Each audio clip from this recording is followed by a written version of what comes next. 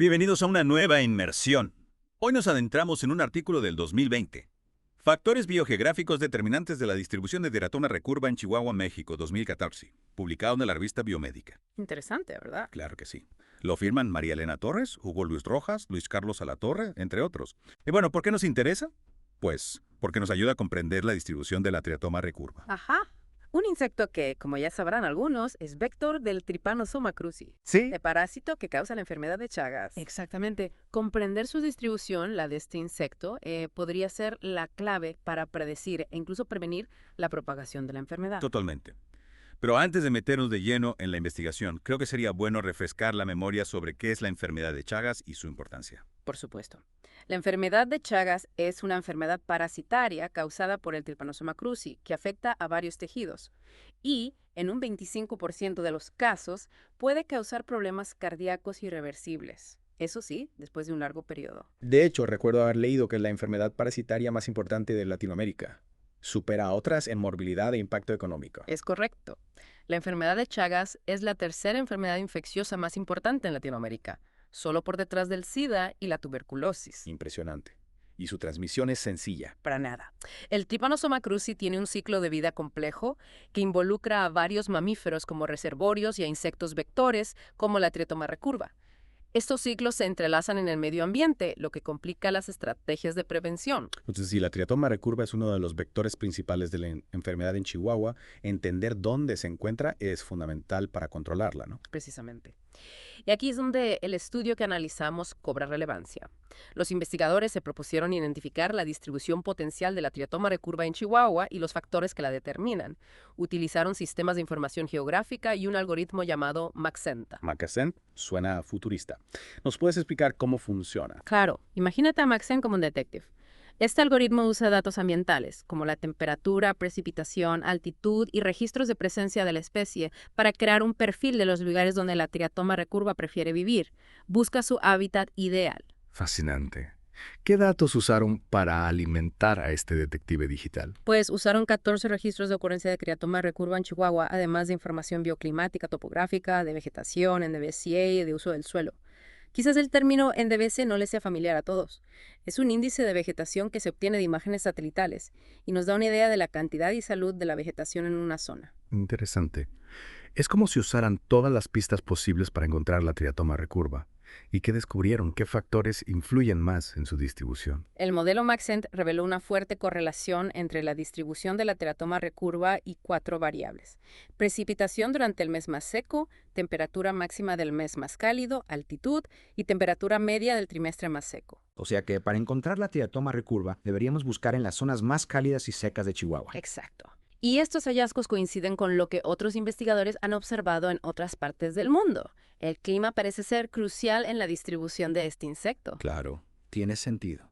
Si la triatoma recurva prefiere ciertos climas, es lógico que su distribución esté ligada a zonas con esas condiciones. Con esta información, pudieron crear un mapa que muestre las zonas de mayor riesgo. Así es. El modelo Maxent les permitió generar un mapa que muestra las áreas con una probabilidad de moderada a alta de albergar triatoma recurva en Chihuahua, información valiosa para identificar zonas vulnerables e implementar estrategias de control. Es como tener un mapa del tesoro, pero en lugar de oro encontramos insectos, aunque no creo que nadie quiera toparse con la triatoma recurva. Este estudio nos ayuda a comprender mejor su distribución en Chihuahua. Sí, pero el autor señala que el estudio tiene limitaciones. Hay escasez de datos sobre la triatoma recurva. Se necesitan más investigaciones para refinar el modelo y ampliar la comprensión de su distribución. Tiene sentido, siempre hay más por aprender.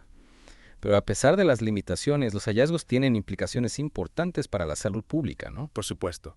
Los resultados pueden usarse para desarrollar programas gubernamentales de control de la enfermedad de Chagas y mejorar la vigilancia epidemiológica. De hecho, esta metodología podría aplicarse a otros contextos geográficos para identificar sitios potenciales de muestreo de triatoma recurva. Qué interesante. Hemos pasado de un pequeño insecto a temas como la enfermedad de Chagas, los sistemas de información geográfica y la importancia de la investigación. Así es. Y todo esto nos deja con una pregunta importante. ¿Cómo podría el cambio climático afectar la distribución de la triatoma recurva y el riesgo de la enfermedad de Chagas en el futuro? Esa es una excelente pregunta. Y con eso llegamos al final de la primera parte de nuestra inmersión. Es una pregunta que nos invita a reflexionar. El cambio climático, como sabemos, está afectando los patrones de temperatura y precipitación en todo el mundo.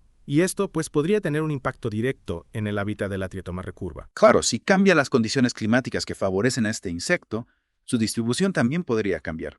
Podríamos ver una expansión hacia nuevas áreas que antes no eran aptas para su supervivencia. Exactamente. O incluso una reducción en su área de distribución actual si las condiciones se vuelven desfavorables. Es un escenario complejo con muchas variables. Y con implicaciones directas en la transmisión de la enfermedad de Chagas, ¿no? Si la triatoma recurva se desplaza a nuevas áreas, el riesgo de la enfermedad también se desplazará. Sin duda, podríamos ver un aumento de la enfermedad en zonas donde antes no era un problema.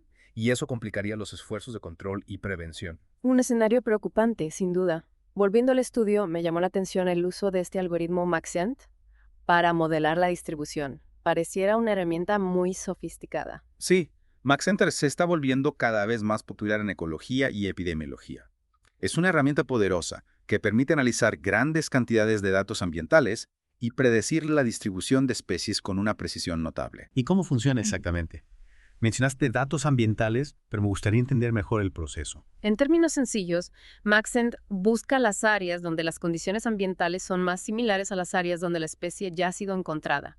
Para ello, utiliza variables como la temperatura, la precipitación, la altitud, el tipo de vegetación, el uso del suelo. Es como si armara un rompecabezas buscando las piezas que encajan para crear una imagen completa del hábitat ideal de la especie. Es una analogía muy clara. Entonces, una vez que Maxent identifica este hábitat ideal, puede predecir la probabilidad de encontrar la especie en otras áreas con condiciones similares. Exactamente. Y en el caso de la triatoma recurva, esta información es fundamental para guiar las estrategias de control y prevención de la enfermedad. Claro, porque si sabemos dónde es más probable encontrar este insecto, podemos enfocar los esfuerzos de fumigación, educación y vigilancia en esas áreas, precisamente. Y esto nos lleva a otro punto importante que se menciona en el estudio, la necesidad de mejorar la vigilancia epidemiológica de la enfermedad de Chagas. ¿A qué te refieres con eso? No se está monitoreando adecuadamente. El autor indica que la información sobre la enfermedad de Chagas en áreas no endémicas es limitada. Esto se debe, en parte, a que la enfermedad no siempre se diagnostica correctamente, ya que sus síntomas pueden confundirse con los de otras enfermedades. Eso tiene sentido. Además, muchas personas infectadas no presentan síntomas durante años, lo que dificulta su detección temprana. Exactamente. Por eso es fundamental fortalecer la capacidad de los sistemas de salud para diagnosticar y tratar la enfermedad de Chagas de manera oportuna. Y para eso se necesita más investigación, ¿verdad? No solo para mejorar el diagnóstico y el tratamiento, sino también para entender mejor la epidemiología de la enfermedad y desarrollar estrategias de control más efectivas. Sin duda. La investigación científica juega un papel fundamental en la lucha contra la enfermedad de Chagas. Y volviendo al tema del cambio climático, creo que es importante recordar que no solo la triatoma recurva se verá afectada. Tienes razón. Mencionaste al principio que el cambio climático está afectando los patrones de temperatura y precipitación en todo el mundo. ¿Qué otras enfermedades transmitidas por vectores podrían verse afectadas por este fenómeno? El cambio climático está alterando la distribución de muchos vectores, como mosquitos, garrapatas y pulgas. Esto podría aumentar la incidencia de enfermedades como el dengue, la malaria, la enfermedad de Lyme y el Zika, por mencionar algunas. Un panorama bastante preocupante. Parece que el cambio climático nos está presentando nuevos desafíos en términos de salud pública y la enfermedad de Chagas es solo un ejemplo de ello. Y así es. Y para enfrentarlos necesitaremos un enfoque multidisciplinario que involucra la investigación científica, la vigilancia epidemiológica, la educación a la población y el fortalecimiento de los sistemas de salud. Totalmente de acuerdo. Es un llamado a la acción para todos nosotros. Y con eso llegamos al final de la segunda parte de nuestra inmersión. Tomemos un momento para recapitular lo que hemos aprendido hoy sobre la triatoma recurva y la enfermedad de Chagas. Antes de despedirnos, me gustaría volver a la complejidad del ciclo de transmisión de la enfermedad. Sí, es importante recordar que la triatoma recurva y los humanos no son los únicos involucrados. Hay otros mamíferos que actúan como reservorios del parásito. Exacto. Animales como perros, gatos, ratas y murciélagos pueden infectarse y transmitirlo a los insectos vectores. Ajá. Esto hace que el control de la enfermedad sea más difícil, porque no solo se trata de eliminar los insectos en las viviendas, sino también de controlar la población de animales que pueden albergar el parásito. Así es. Controlar la enfermedad en Chagas requiere un enfoque integral, involucrando a diferentes sectores de la sociedad y estrategias que combinen el control de vectores, la educación, la mejora de las viviendas y el acceso a la atención médica. Definitivamente, una tarea compleja que requiere un esfuerzo coordinado. Y en ese esfuerzo, la investigación científica juega un papel crucial. Por supuesto. Se necesitan más estudios para desarrollar nuevas herramientas de diagnósticos, tratamientos más efectivos, estrategias de control más eficientes. Y no olvidemos el impacto potencial del cambio climático Cierto. en la distribución de la triatoma recurva y el riesgo de la enfermedad de Chagas. Es un factor crucial que debemos monitorear de cerca. Los cambios en los patrones climáticos podrían alterar significativamente la dinámica de transmisión de la enfermedad, presentándonos nuevos retos en el futuro. Este estudio nos recuerda que la salud humana está ligada a la salud del ecosistema. Cuidar nuestro planeta es también cuidar de nuestra salud. Precisamente. Y con esa reflexión, llegamos al final de nuestra inmersión de hoy en el mundo de la triatoma recurva y la enfermedad de Chagas. Esperamos que esta información les haya sido útil e interesante. Los invitamos a seguir explorando este tema y a compartir sus preguntas o comentarios con nosotros. Hasta la próxima.